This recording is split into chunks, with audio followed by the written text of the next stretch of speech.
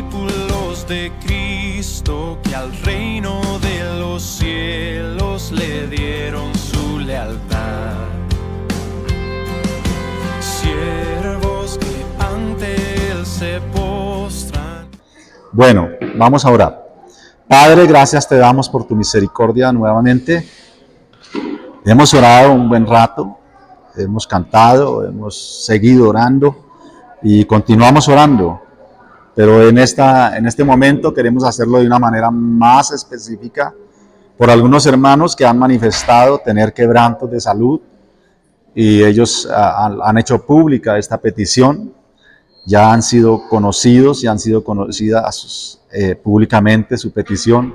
Así que oramos por ellos para que en tu misericordia, Señor, tú restaures su salud según tu misericordia para con cada uno de ellos y cumplas tu propósito perfecto que tienes y que el proceso que estás llevando perfectamente con cada persona, Señor. Estamos agradecidos contigo por lo que haces en nuestras vidas y en nuestra comunidad. También pensamos en aquellos hermanos que no están por las diferentes razones que puedan tener cada uno de ellos, pero hoy no están con nosotros y realmente los pensamos, realmente anhelamos que puedan estar y pedimos por ellos fortaleza, pedimos por ellos que tú, Señor, estés en ellos, obrando en tu misericordia, que tú estés transformando sus corazones, que tú estés fortaleciendo sus vidas según tu gracia y tu verdad para con esta congregación, para con esta iglesia. Bendito seas, porque justo en el libro que estamos estudiando, que está siendo predicado, pues vemos que tú te paseas personalmente por cada comunidad. Bendito seas, Señor. A ti sea la gloria, la honra y el honor. En Cristo Jesús, Señor nuestro. Ahora, Señor, te ruego que ilumines el versículo para nosotros, que podamos verte allí, Señor, que podamos comprender la verdad eterna que está en esta palabra, Señor, y que podamos ser edificados, consolados, confrontados, animados y llamados al arrepentimiento. En Cristo Jesús, Señor nuestro. Amén. Tengo el tono de voz todavía sostenido, ¿todavía me oyen? Es importante oír. Yo quiero ser bienaventurado hoy porque yo soy bienaventurado porque voy a leer. Pero si ustedes oyen, van a ser bienaventurados también, porque el libro que estamos estudiando dice, bienaventurado el que lee y los que oyen. Es un libro que se leía públicamente, como todas las cartas del Nuevo Testamento, y el que lo leía, dice el libro de sí, que era bienaventurado por leerlo a la iglesia, y que los que ponían atención eran bienaventurados. ¿Para qué? Para interiorizarlo, para atesorarlo, para vivirlo. Dice la palabra del Señor en Apocalipsis, capítulo 1, versículo 9.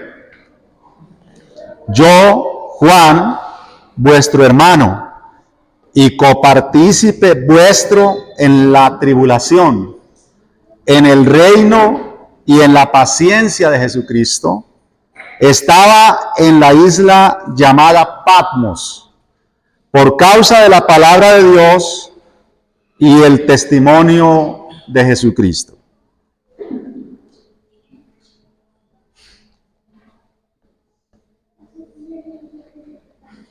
Amados hermanos, estamos ante el último escrito inspirado por el Espíritu Santo.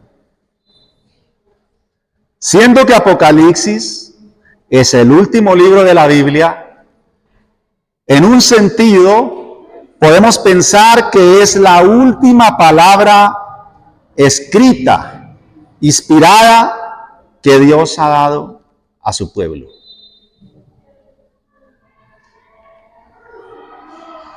Una de las intenciones de este libro es fortalecer nuestra fe, mantenernos firmes en nuestra esperanza bienaventurada, la cual es el regreso de Cristo por su pueblo.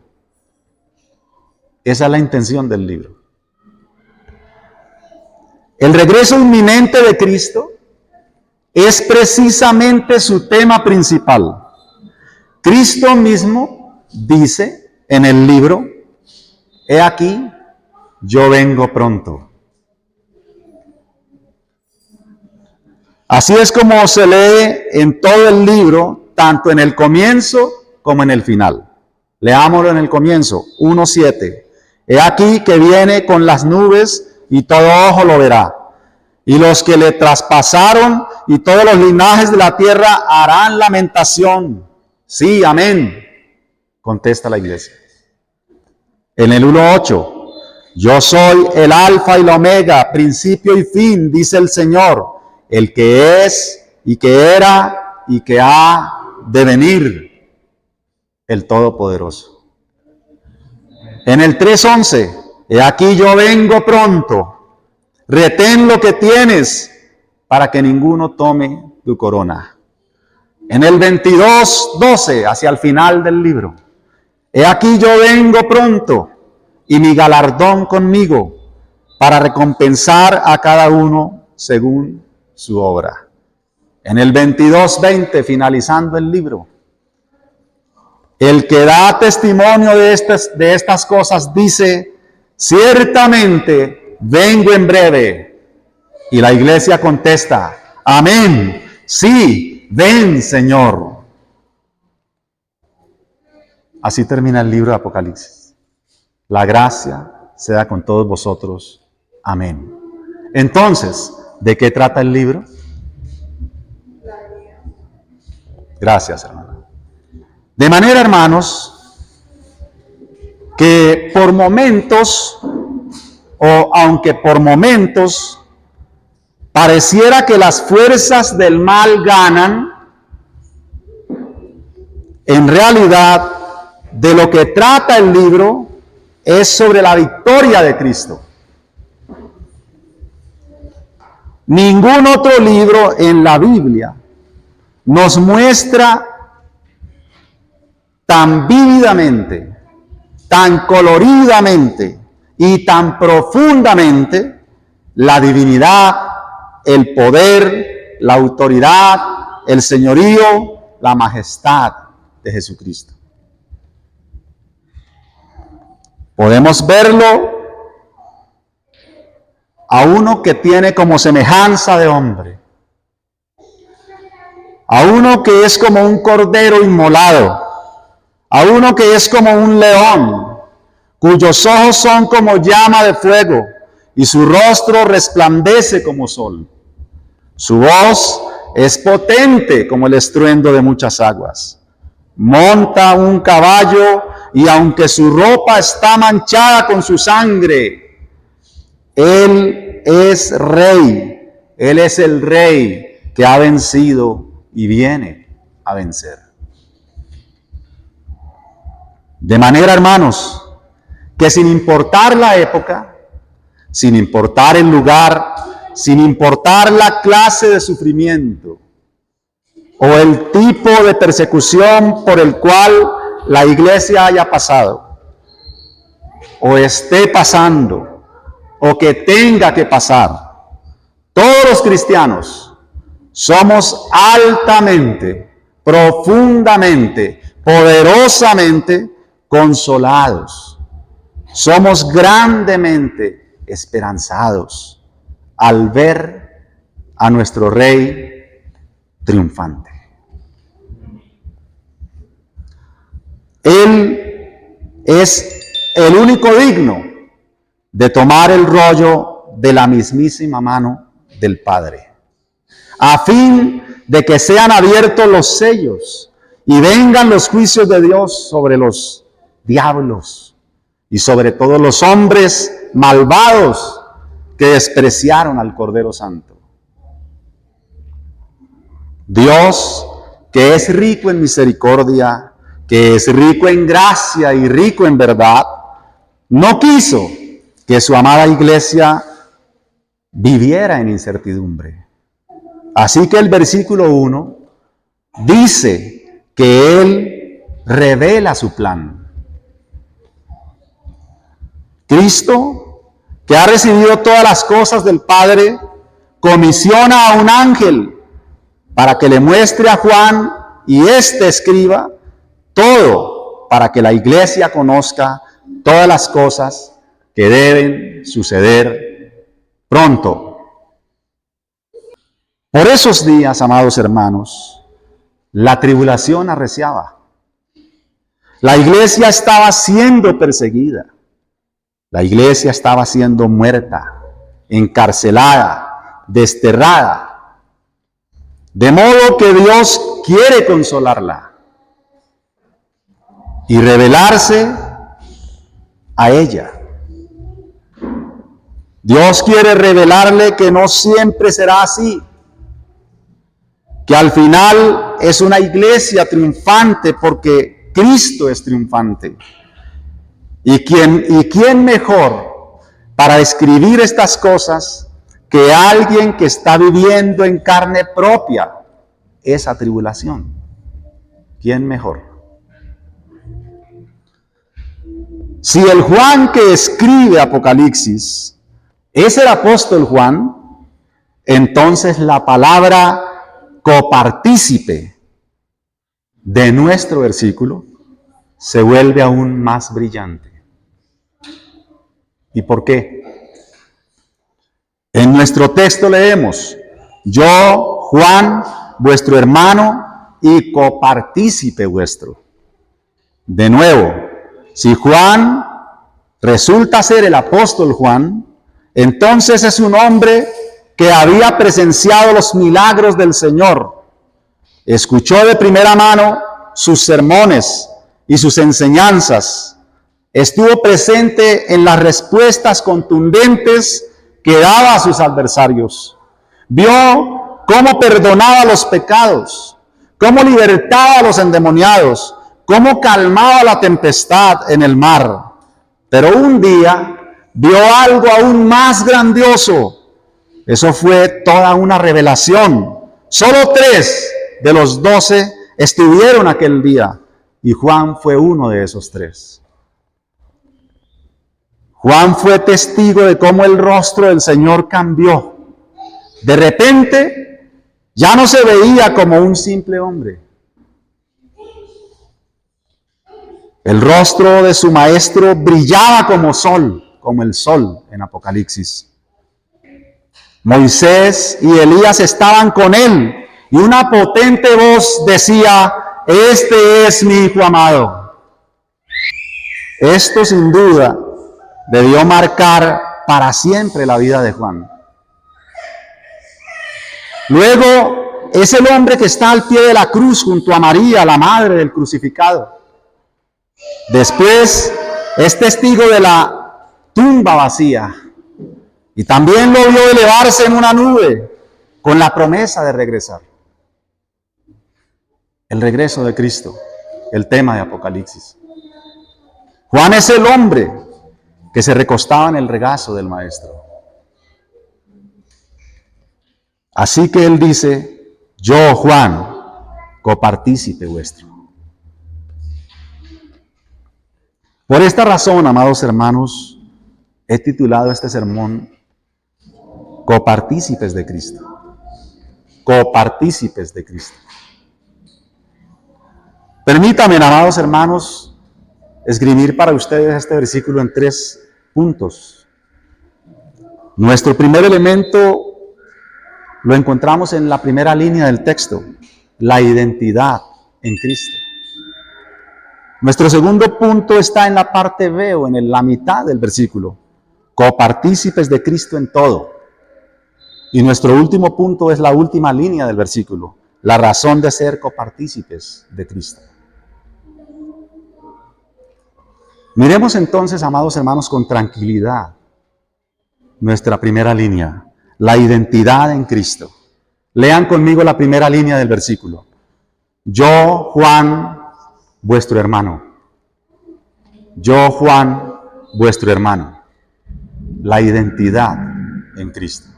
La identidad, me refiero a la identidad que tú y yo tenemos en Cristo.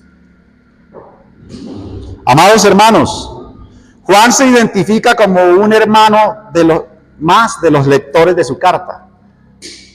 No usa títulos de autoridad. No dice yo el apóstol o yo el pastor. Él simplemente dice yo Juan, vuestro hermano. Se hace igual a todos. Toda la iglesia está sufriendo, está angustiada, está siendo perseguida y Juan mismo está exiliado. Al decir hermano vuestro, se identifica plenamente con la iglesia. No deja lugar a interpretaciones ni a imaginaciones. Él es un hermano más de los tantos que sufren por causa del evangelio.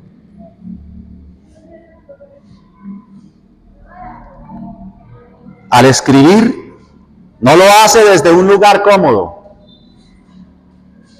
Sería tanto como si alguno de nosotros pretendiera escribir con plena identidad sobre los hermanos perseguidos en Rumanía, o en Rusia, o en China. Pero sin nunca haber sido nosotros perseguidos. ¿Qué podríamos escribir de ellos? ¿Podrías tú identificarte con los hermanos perseguidos en Rumanía? ¿Sabes dónde queda Rumanía?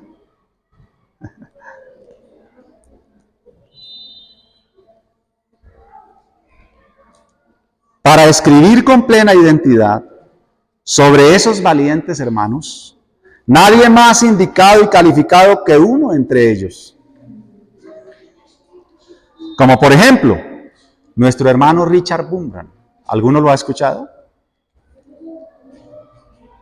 El libro que más me ha impactado de él se llama Torturado por Cristo en su título original. Después lo corrigieron o le hicieron un cambio.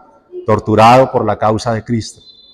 Pero el título original, con que el libro cayó a mis manos y después cometí el error, un gran error, prestarlo. Alguien dijo que no se sabe quién es más tonto, si el que presta un libro o el que lo devuelve. Bueno, en esta ocasión yo fui el más tonto, porque no presté uno, presté dos. Torturado por Cristo, y luego el que me pidió el libro prestado me dijo, présteme el otro. El otro se llamaba, estos también son tus hermanos, o se llama. Y el que me quedó se llama El Mar Desconocido. Eso es una denuncia tremenda contra el sistema antidios comunista. Richard Wurmbrand, entiendo, no recuerdo dónde lo leí, la verdad. Creo que en uno de sus libros estuvo en el Salón Rojo del Hotel Tequendama. Desnudó su torso, quitó su camisa y mostró más de 17 heridas en su cuerpo, causadas por las torturas que sufrió durante más de 14 años o quizá por 14 años en cárceles comunistas, en Rumanía. Un pastor luterano que no se casó con el sistema, que fue valiente al denunciarlo y al predicar a Cristo y sufrió grandes torturas, pero es conocido para ellos, para la iglesia subterránea y para el mundo libre, como ellos nos llaman, como la voz de la iglesia subterránea. Les sugiero que lean los libros y les recomiendo la película La locura de Dios, para que vean ustedes si alguna vez, si acaso usted ha sufrido algo por Cristo. Lo más que hemos sufrido es que nos toca, que sale uno y está lloviendo. Así que no tendríamos autoridad para decir que nos identificamos con alguien que ha sido decapitado por la causa de Cristo o que ha sido aserrado.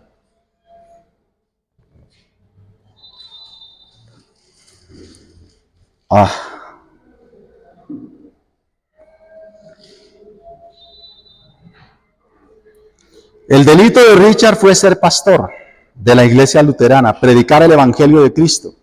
Así que sus escritos tienen una relevancia y una autoridad para todos aquellos que sufrieron y sufren aún por la causa de Cristo. Él puede decir con plena identidad, como dijo Juan, hermano vuestro. Ahora, hermanos, no estoy diciendo que nosotros no seamos hermanos de los que han sido martirizados.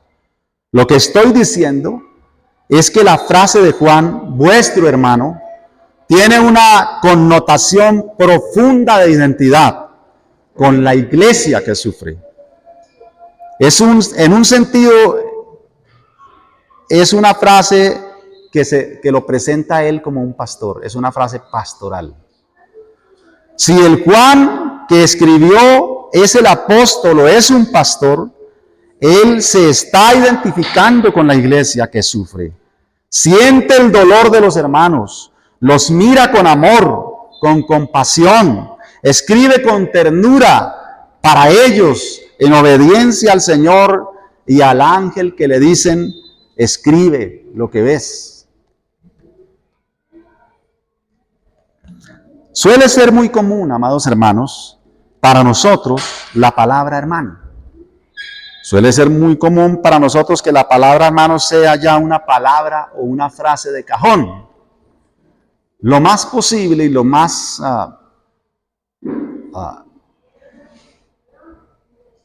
lo más posible es que ahorita al salir todos nos despidamos ¿cómo? ¿Cómo te vas a despedir de mí? Chao, hermano. Otro me dirá que Dios te bendiga, hermano. Otro me dirá, bueno, nos vemos después, hermano. Así que esa palabra hermano es recurrente entre nosotros y por ser tan común quizá se nos ha vuelto eso, una mera palabra.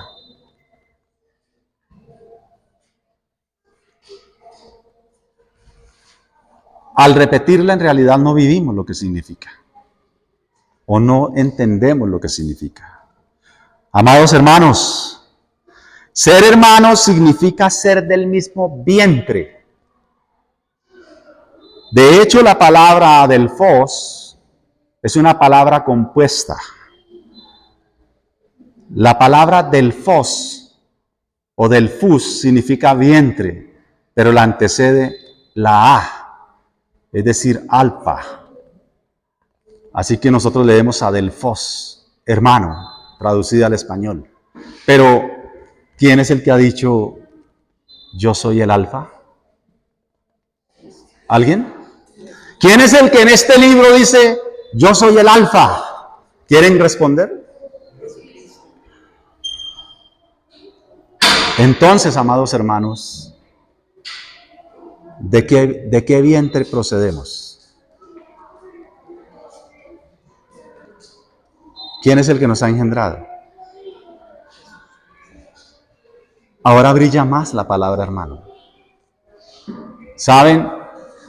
Juan, si llegara a ser el mismo, escribió en el Evangelio, a los suyos vino y a los suyos no le recibieron.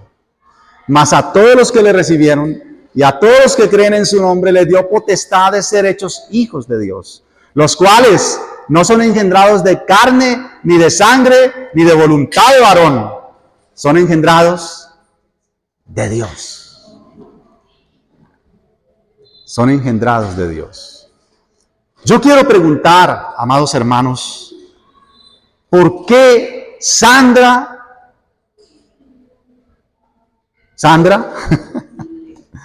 y Claudia son hermanas? Pero quiero que alguna de las dos me responda. ¿Por qué ustedes son hermanas? ¿Qué las hace hermanas a ustedes? Señora, nacieron de sus mismos padres. ¿Qué significa? Salieron del mismo vientre. Y eso es lo que las hace hermanas. ¿Saben? Que tú creas lo mismo que yo no te hace mi hermano.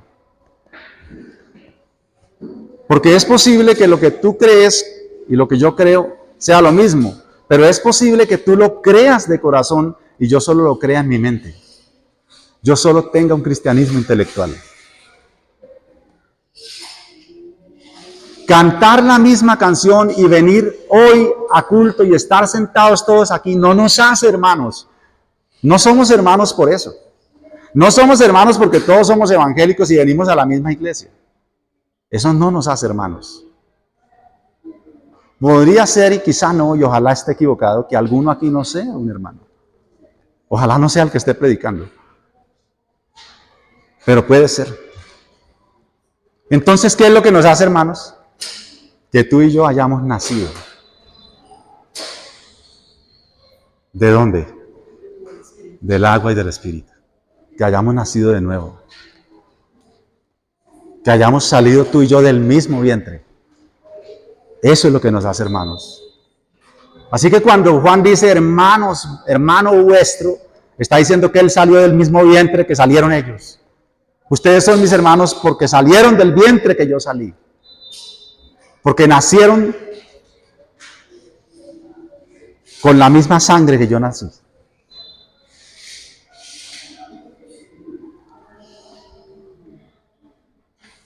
Hoy no estoy siendo fiel a mis escritos.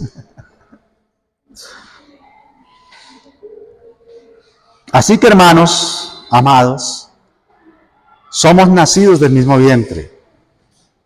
Procedemos de la misma semilla, de la misma sangre. Hermanos, nosotros somos nacidos del mismo Dios. Hemos sido engendrados del mismo Espíritu.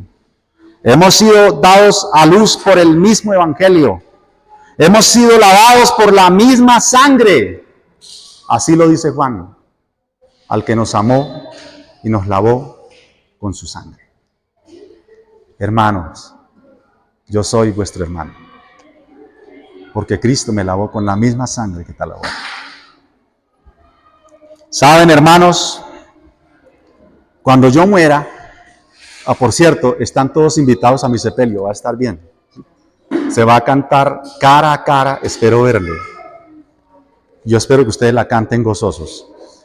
Pero cuando yo muera, amados hermanos, y cuando muera mi esposa, y los dos estemos en la presencia de Cristo, la relación de esposos ya no será más. Porque allá no seremos esposos. Allá nadie se casará, ni se dará en casamiento. ¿Saben una cosa? Por cierto, la relación del matrimonio es lo más temporal que existe. Es una cosa pasajera.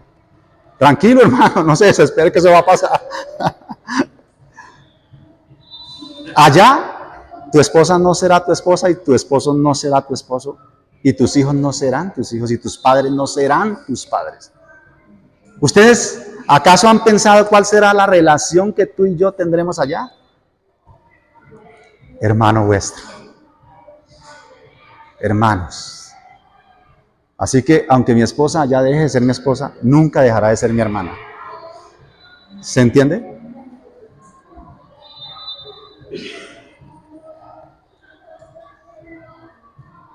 En la eternidad seguiremos siendo hermanos. Es decir, la relación de hermandad en la iglesia es eterna.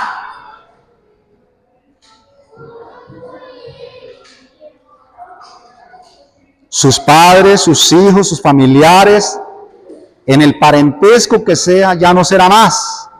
Pero en la eternidad seguiremos siendo hermanos.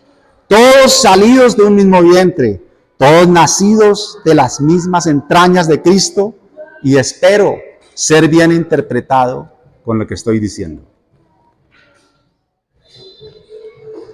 Hoy hay divisiones, pleitos, envidias, codicias, incluso hay rencor entre hermanos de la fe.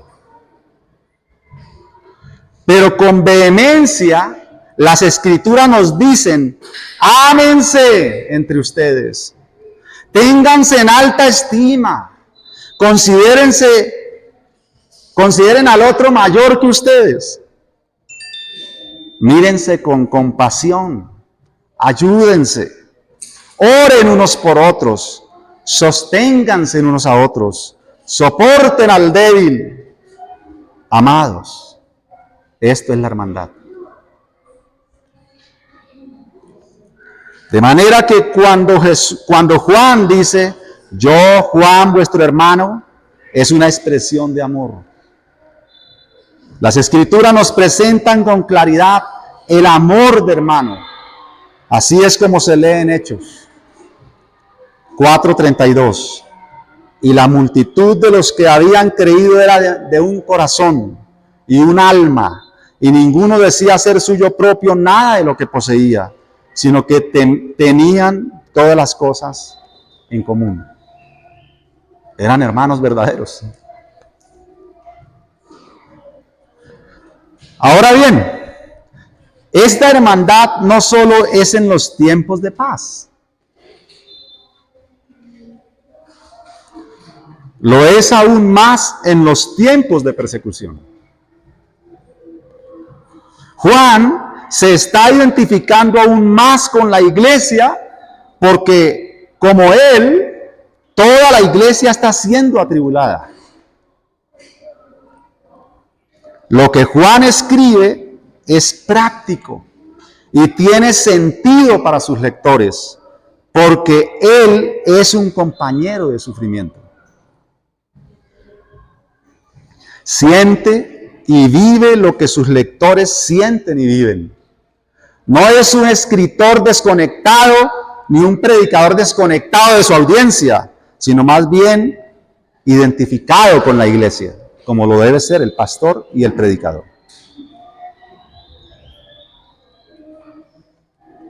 No escribe por escribir. No es que estaba aburrido sin hacer nada en la isla de Patmos.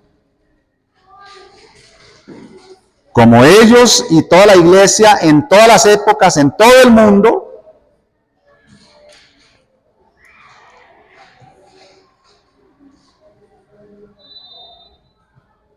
permítame, repito eso, Juan no escribe por escribir, sino por un encargo urgente y de autoridad. Se le ha mandado que escriba, y por lo tanto, quien lee y los que escuchan e interiorizan este mensaje son bienaventurados. Hermanos, nosotros como ellos, ahora sí, y toda la iglesia en todas las épocas, en todo el mundo, según lo que le ha correspondido vivir a cada uno, es bienaventurada al leer o escuchar este libro y atesorarlo en su corazón. Apocalipsis es relevante y actual para todas las épocas, incluso todas las escuelas de interpretación. No quiero entrar en esos temas, pero hago un pequeño paréntesis. Todas las escuelas de interpretación que interpretan Apocalipsis tienen razón en alguna buena medida. Tienen razón en alguna medida. Voy a nombrar una nomás. Ustedes no se afanen por las palabras raras. El que sea curioso la investiga y el que no, no hay problema. Hay una escuela que se llama preterista. Pre significa pasado, ¿no? Antes. Ellos entienden que Apocalipsis fue para ese tiempo. Tienen mucha razón. Pero la escuela futurista tiene mucha razón también. ¿Se entiende lo que estoy diciendo? Tiene mucha razón. Apocalipsis fue para esa iglesia, pero Apocalipsis es para esta iglesia de Américas. ¿Todavía nos llamamos Américas? Ok. ¿Se entiende? Hermanos, la dicha surge al saber por el escrito apocalíptico que Cristo viene pronto. Es decir, los hermanos que estaban en angustia, que están en tribulación, como lo puedes estar tú, al saber que Cristo viene y que esto va a acabar, inmediatamente te invade la paz. No importa el gobierno que tengamos, o si cae tal o cual gobierno y se levanta otro. Es que Cristo viene. ¿Se entiende? Y viene pronto. Y su galardón con él. Por lo cual hay mucha dicha entre nosotros. Hay mucha esperanza. Hay mucho gozo.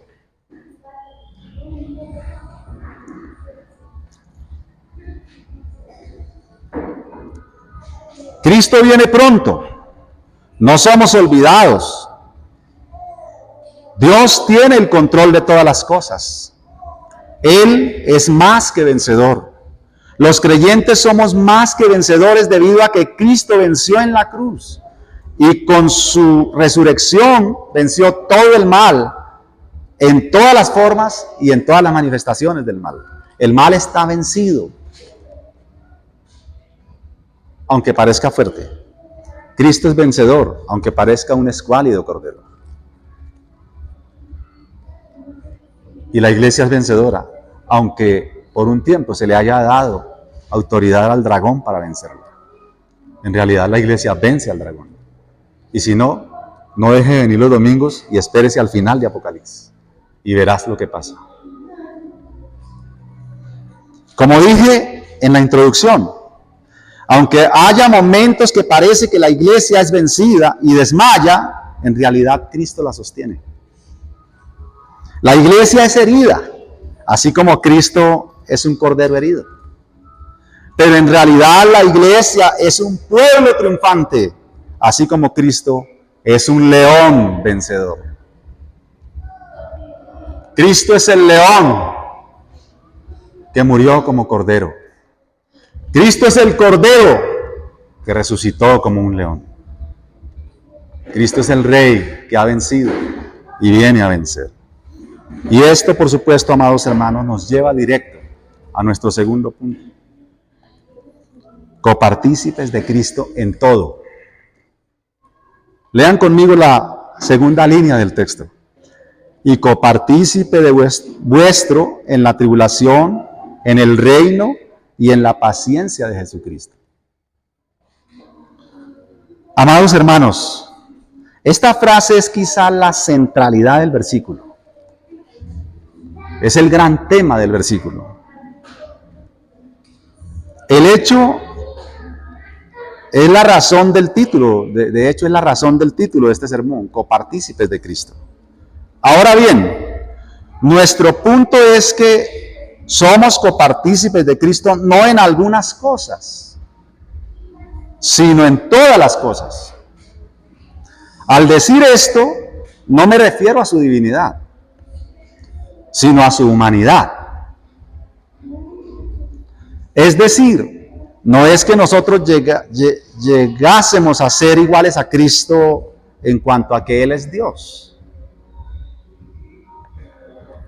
Es más bien que vamos a llegar a ser iguales a Cristo en cuanto a su humanidad perfecta. Según las Escrituras, hasta que lleguemos a la medida de la estatura de la plenitud de Cristo, a un varón perfecto. Lo cual significa que debemos llevar en nuestra humanidad las marcas de Cristo. Sufrir como Cristo sufrió, vivir como Cristo vivió, responder como Cristo respondió.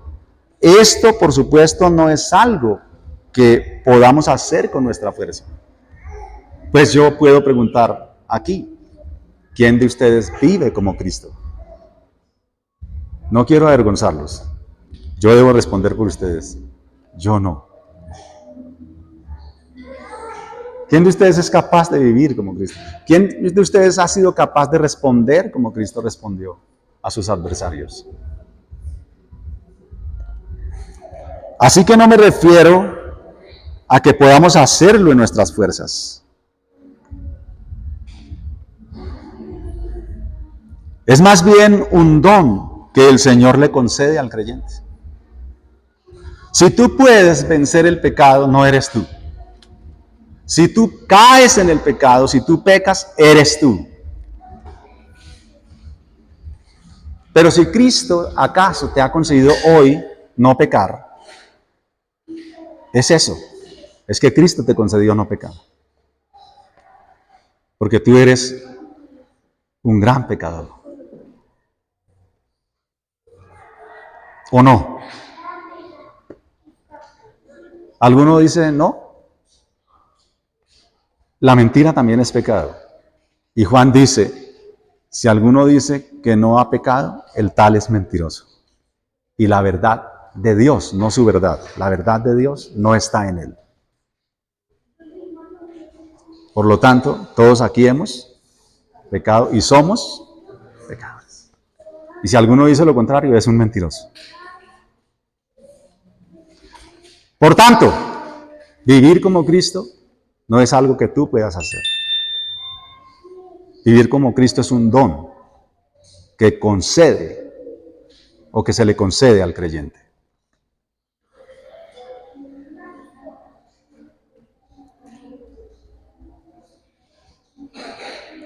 Al hablar de sufrimiento, hermanos, no nos referimos a que el cristiano es un masoquista, que le encanta el dolor. El gozo que sintieron los apóstoles cuando fueron azotados por predicar a Cristo no fue por los golpes o por el dolor que ellos recibieron. Fue porque entendieron que estaban siendo copartícipes de Cristo. ¿Se entiende? Así es como se lee Hechos 5:41. Y ellos salieron de la presencia del concilio gozosos de haber sido tenidos por dignos de padecer afrenta por causa del nombre. ¿Es que eran masoquistas y les gustaban los látigos? No. Es que ellos entendían que venía después. Por eso es que tú puedes ver a un creyente gozoso en la tribulación. Por eso es que en medio del dolor el creyente tiene paz. Hay una profunda esperanza, no es una esperanza desesperanzada. La esperanza del creyente no es ni se compara en nada con la esperanza del mundano. La esperanza del creyente es una esperanza viva, una esperanza esperanzada, una esperanza segura de que va a llegar lo que espera. ¿Se entiende con esperanza viva la expresión que está en Filipenses? ¿Qué es eso? Es una esperanza segura. Porque algunos tienen esperanza de que algún régimen caiga, pero no se sabe. Yo tengo esperanza de que Cristo viene y estoy seguro. ¿Se entiende? Es una esperanza viva. Lo otro no se sabe, es incierta. Pero hay algo seguro. Hay algo seguro, hermano Carlitos. Cristo viene. ¿Me escuchó? Cristo viene. Eso es seguro. Se lo prometo. No, yo no les subo a nadie. Pero les aseguro que Cristo viene. Pero no lo crean por lo que yo lo estoy diciendo. Es que Él dijo, ciertamente, escuchen la expresión, ciertamente, vengo en breve. Eso es una predicación. Ciertamente, vengo en breve. ¿Quién lo dice? El Alfa, el vientre que nos dio a luz.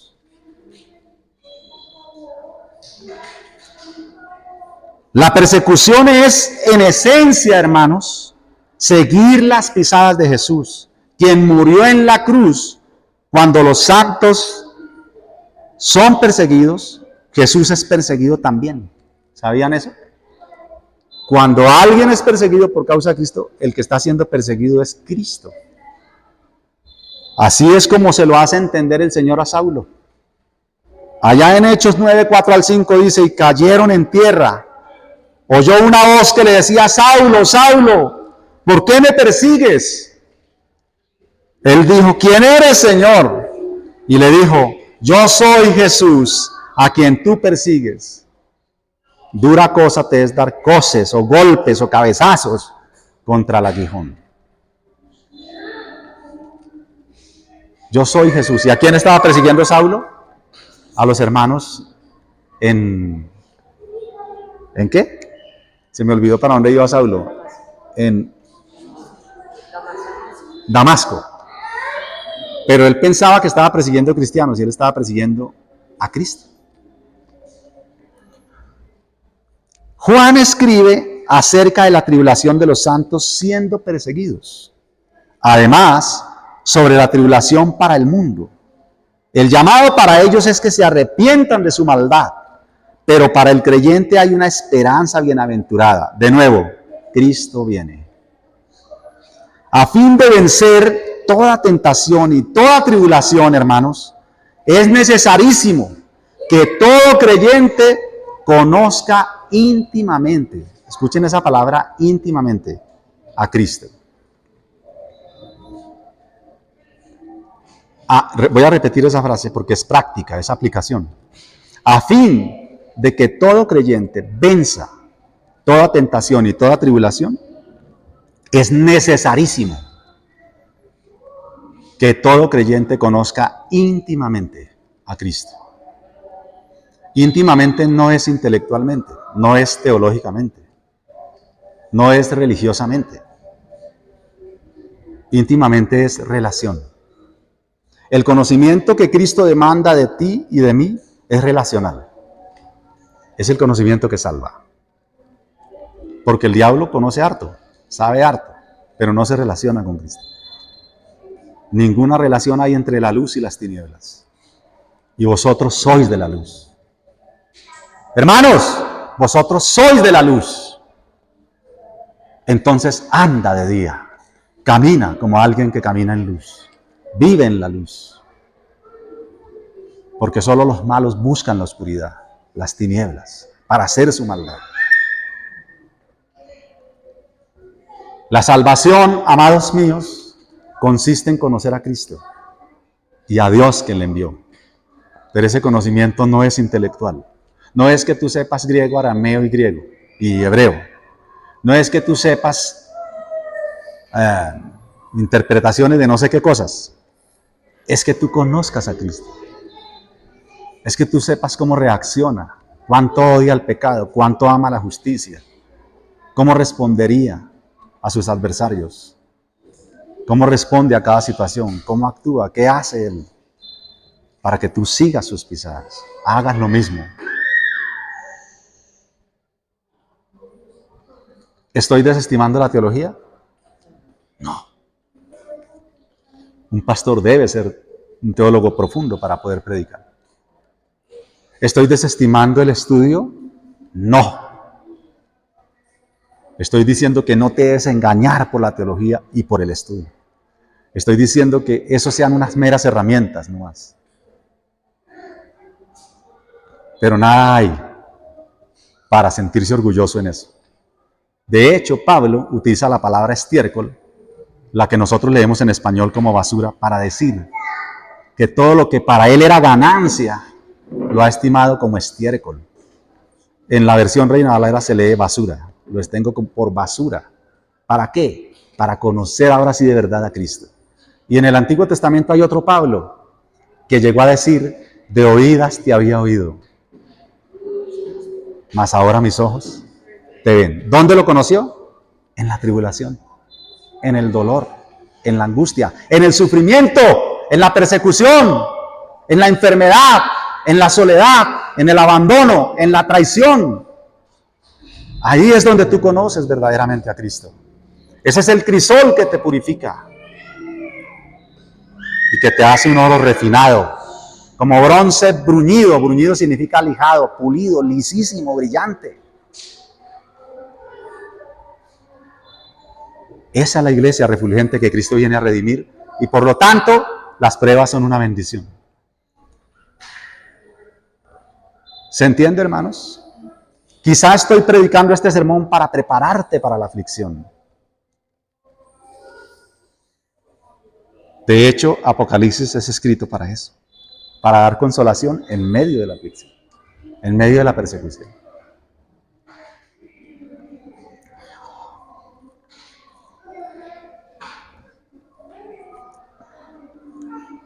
Una de las advertencias del libro es el que venciere, lo cual nos indica que estamos en una constante batalla espiritual. Pero hay otro elemento en nuestro punto. Cristo padeció, pero Él venció y reina con poder. Nuestro texto dice, y copartícipe vuestro en la tribulación y en el reino. Se nos dice que si sufrimos con Cristo, también reinaremos con Él. Y es una palabra firme, fidedigna. Así es como lo leemos en 2 Timoteo 2, 11 al 12. Palabra fiel es esta. Si somos muertos con Él, también viviremos con Él. Si sufrimos, también reinaremos con Él. ¿Quieres reinar con Cristo? ¿No quieres sufrir? No reinarás con Cristo. ¿Quieres vivir, pero no quieres morir? No vivirás. Porque para que algo tenga vida en el reino de los cielos, primero tiene que morir.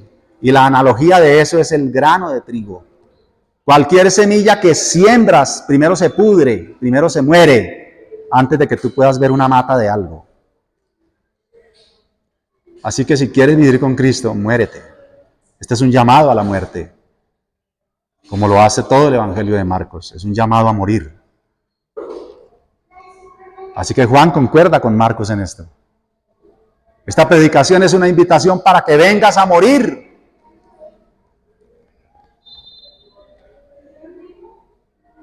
Porque si alguno está en Cristo, nueva criatura es. Las cosas viejas pasaron, está muerto. Ha muerto al mundo, ha muerto al pecado, ha muerto a su vida, ha muerto a su ego, al yo, a la autoadoración, a la autocomplacencia, al egoísmo, a la egolatría.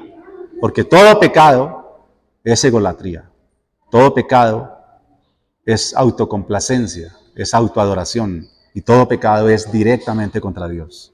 Por lo tanto, muérete, pecador, y vive para Cristo. Interioriza Apocalipsis y vive para el Señor.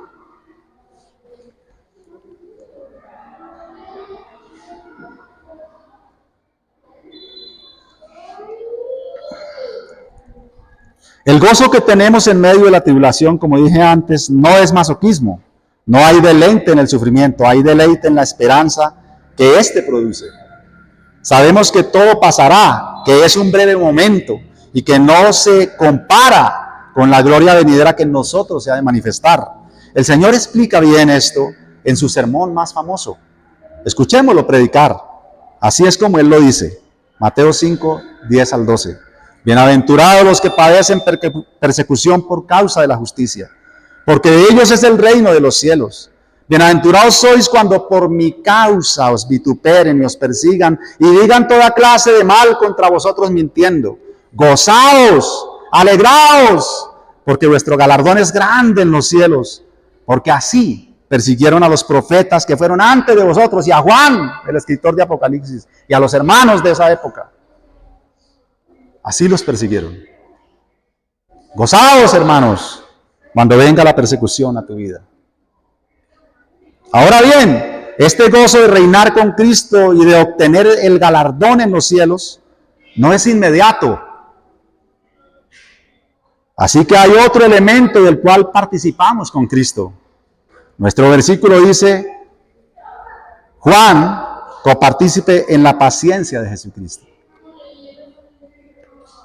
Así que como Juan, nosotros también esperamos cielos nuevos y tierra nueva en la cual reinaremos con Cristo, pero para siempre, y seremos galardonados por Él, pero no es ya. Aunque el texto dice, para conocer las cosas que han de suceder pronto.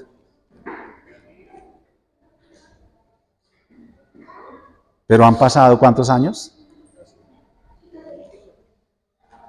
Así que la paciencia es un elemento que está en Apocalipsis. Y somos copartícipes de la paciencia de Cristo. Cristo fue paciente en sus sufrimientos.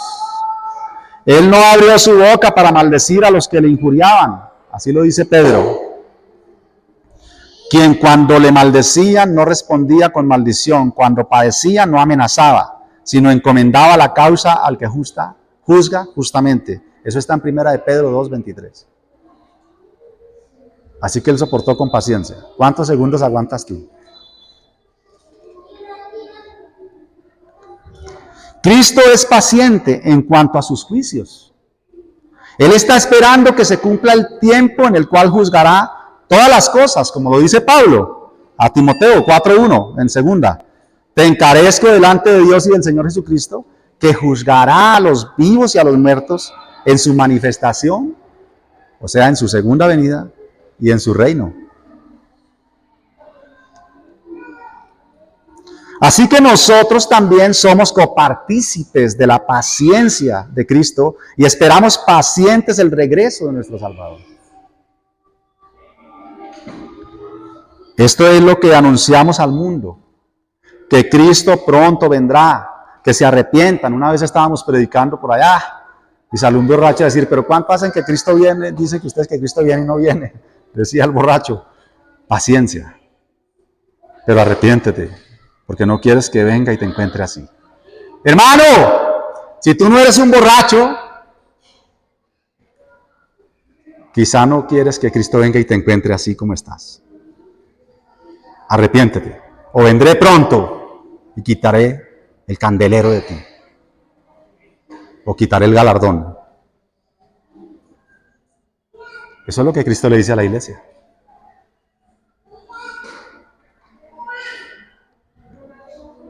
Entonces nosotros predicamos al mundo, mira, Cristo viene, arrepiéntete. Le predicamos el evangelio, la buena noticia. Vas directo al infierno, hay una buena noticia. Si puedes creer en tu corazón en la justicia, en lo que Cristo hizo en la cruz para pagar la deuda, esa justicia se aplicará a ti. Esta es una predicación fiel que se ha sostenido por todos los tiempos. Este testimonio es el testimonio fiel. Es lo que muchas veces ha traído persecución para la iglesia fiel de Cristo.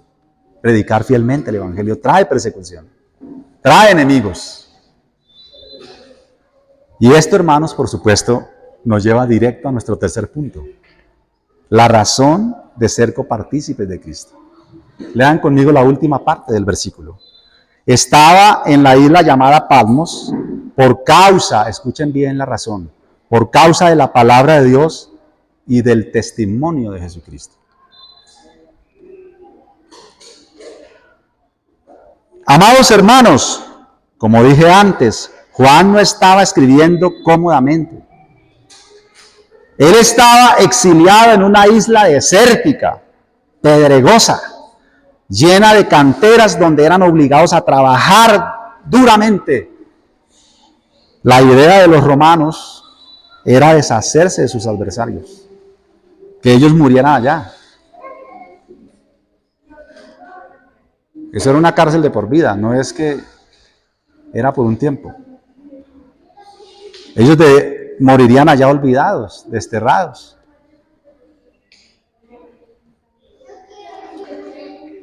¿Cuál habría sido el gran delito de Juan para un carcelazo así? ¿Cuál habría sido ese delito? Aquí en Colombia tuvimos una cárcel, una isla, hermosa, peligrosísima. Pero, ¿qué delito debería uno cometer para que lo manden allá? ¿Un delito de lesa humanidad? ¿Una extorsión? ¿Un secuestro?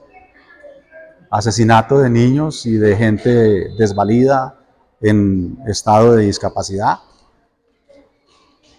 ¿Cuál era el delito de Juan? El delito de Juan era no haber adorado al emperador, no haberlo adorado como un Dios. Era predicar el amor de Dios, era anunciar a sus hermanos las maravillosas doctrinas del evangelio. Ese era el delito de Juan, predicar el amor de Cristo a todos, anunciar para que se salvaran, para que creyeran. Él estaba desterrado y cautivo por causa de la palabra de Cristo. Esa es la razón. Y lo dice literalmente el versículo. Él estaba predicando fielmente el evangelio, lo cual ofendía fuertemente a los adversarios de Cristo como los ofende hoy. No hay nada más ofensivo y escandaloso sobre la faz de la tierra que el evangelio de Cristo. Esa es una frase de Jeffrey de León. De hecho, tiene un libro que lo titula así, ofensivo y escandaloso. Se refiere al evangelio. Tú no necesitas ofender cuando predicas. Deja tranquilo que el evangelio ofende solo. Porque el evangelio, la verdad es ofensiva. Es incómoda. Y es escandalosa. El evangelio es escandaloso. Es ofensivo. Por eso fue que la fidelidad de los primeros hombres pusieron patas arriba el reino y la vida de ellos en su tiempo. Y el evangelio lo ha hecho siempre, en todos los tiempos. Y si no me crees, sal de esta puerta y comienza a predicar fielmente y verás qué pasa. Esto es un desafío, es otra aplicación. Debes hacerlo.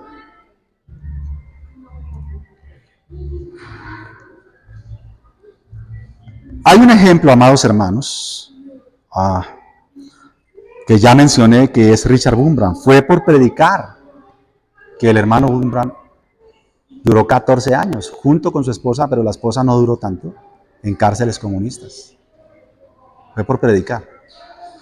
Fue por alzar su voz en una reunión donde habían pastores y habían todo tipo de religiosos, y los líderes comunistas estaban llamando a todos en un salón a que se unieran al partido.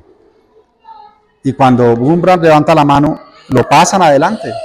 Y ellos piensan que él se va a unir, y él ahí lo que hace es predicar y denunciarlos. Y anunciar a Cristo en plena reunión comunista. Eso se llama valor, hermanos.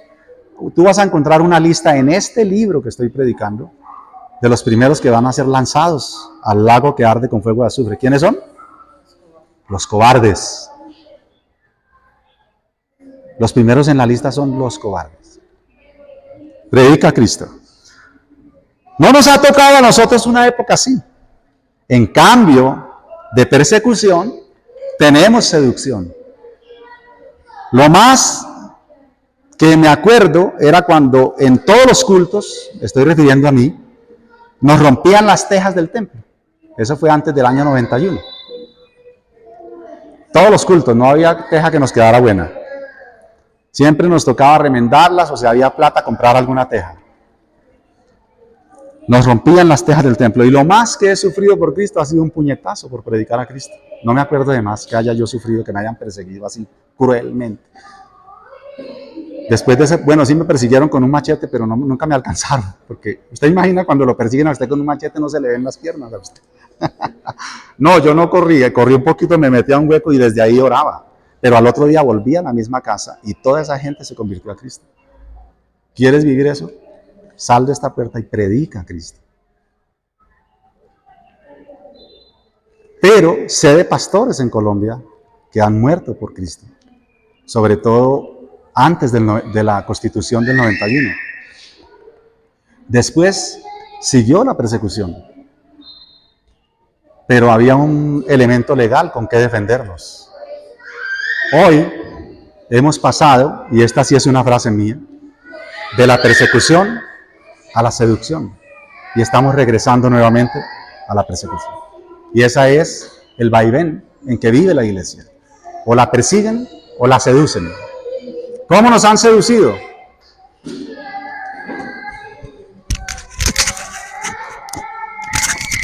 Perdón. Con esto te han seducido. Aquí tienes satanismo, brujería, pornografía, ateísmo, evolucionismo, comunismo, ideologías de género, lo que quieras. Aquí lo tienes. Ayer comentaba con mi esposa y con otro hermano que estaba en mi casa que no hay más perverso. No hay una actitud más perversa con un niño que entregarle una cosa de estas. Es lo más perverso que tú puedes hacer con tu hijo. Perdón, pero debo predicarlo. Hermano, no seas perverso con tu hijo. Le estás dando un enter para que él tenga todo el satanismo que quieras, que te puedas imaginar, toda la maldad.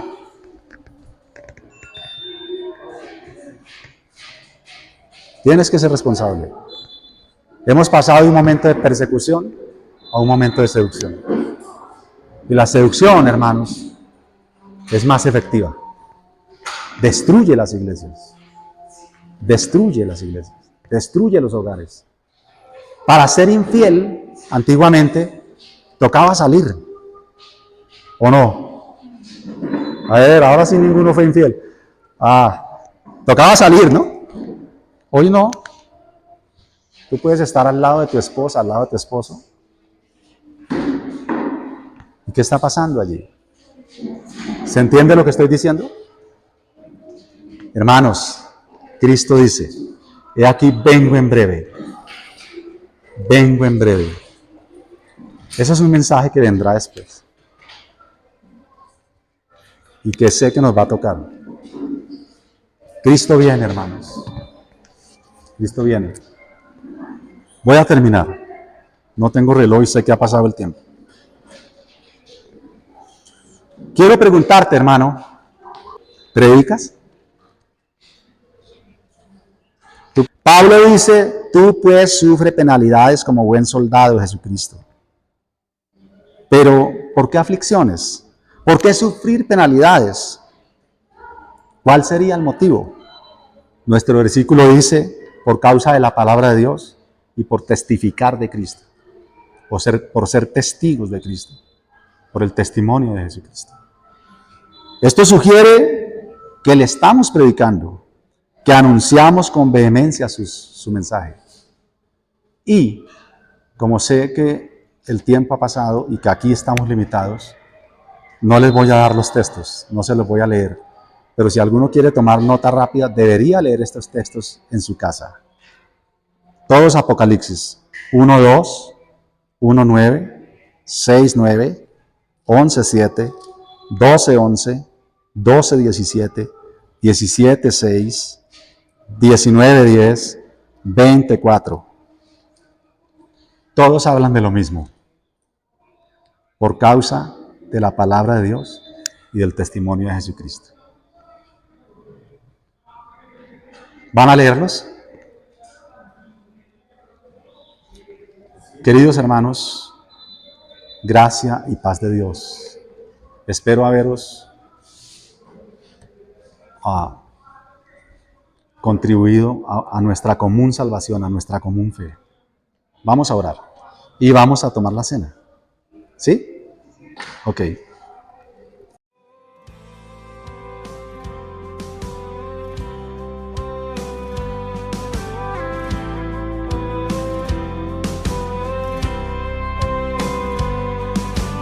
Fieles discípulos de Cristo que al reino de los cielos le dieron